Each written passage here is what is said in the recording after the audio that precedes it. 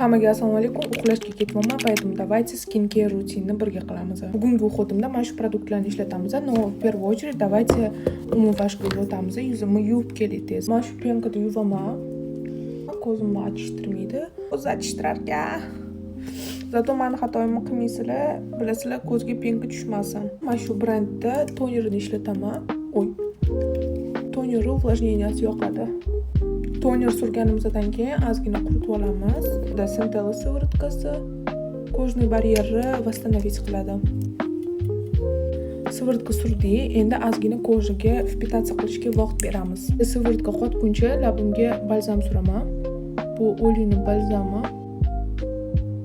Juda ko'p surib oldim. Очень ko'p surib oldim. Krem, mana shu kremni suraman. Uni konsistensiyasi rosa zo'r. Mana shu krem сухой, quruq, чувствительный kojaga zo'r tushib ketadi. PDRN bilan krem, brend Azizi, koreyskiy brend. PDRN hozir Koreyada yomon trend bo'lgan narsa. Mana shu zonani rosa yumshoq qilib beradi. Qani xolos, skincare rutinimiz tugadi. Videoni ko'rganingiz uchun katta rahmat. Обязательно bu yoqqa Instagramga подписка bo'lib qolinglar. Men u yerda har kuni aktivnichество qilaman.